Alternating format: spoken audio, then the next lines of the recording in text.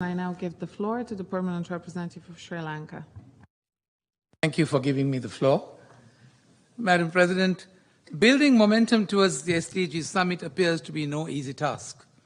We are reminded by His Holiness the Pope that in doing so, the interests of real human beings must take precedence over partisan interests, however legitimate the latter may be.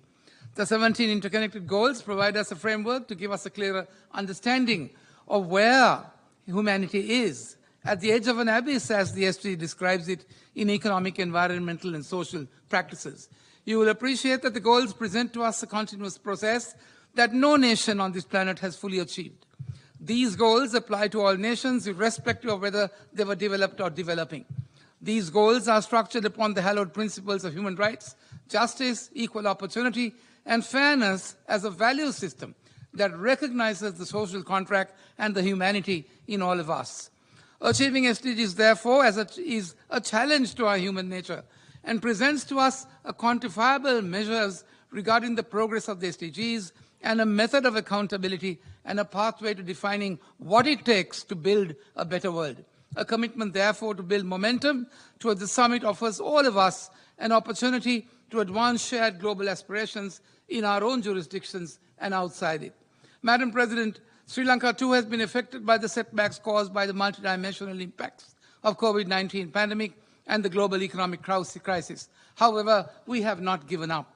Following its second voluntary national review on SDG implementation presented in 22, the government ministries and agencies have taken increased ownership of the 2030 agenda and identified nationally appropriate SDG targets.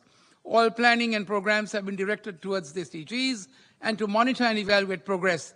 Accordingly, 21 ministries have set 157 national SDG targets. These targets will be integrated into a monitoring and evaluation framework for progress assessment in Sri Lanka, and in this way the government has committed to the next several years of accelerated, sustained and informative action through integrated and targeted policies. To support this integrated approach, Sri Lanka has strengthened the SDG data landscape.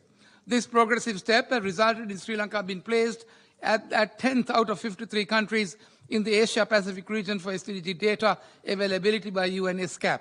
This would enable the government's capacity for evidence-informed policy making for SDGs.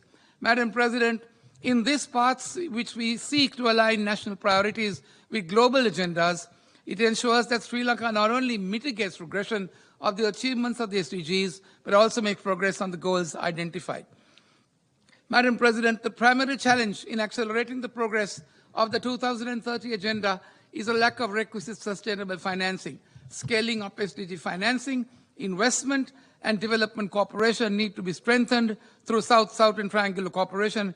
And in this context, the SDG stimulus proposed by the UNSD is vital to ensure that 2030 agenda regains its traction without delay. You will accept without demur that the SDGs are now firmly established as the lingua franca of the global development community. You will appreciate that our ability to establish collaboration and accelerate investments to major initiatives such as the Build Back Better World Partnership will be dependent upon our own ability to demonstrate how we intend to build momentum towards the SDG summit. Madam President, the journey to build back better must begin here. In building momentum towards 23, there are pressing needs and yawning gaps that need to be addressed. We are making inadequate progress or even adopting the simplest measures of human development, sad to say, leaving millions behind. Madam President, Sri Lanka, as the incumbent president of the high-level committee on South-South cooperation, also takes notice of the importance of South-South investment.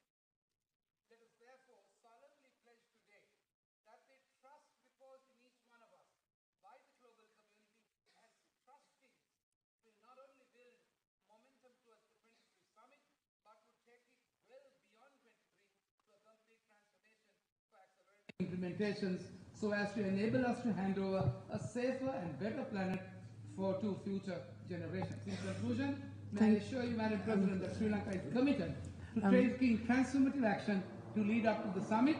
The convening of this underscores the recognition of the international community that urgent national and collective action is needed to galvanize support for 2030 goals. I thank the Permanent Representative of Sri Lanka.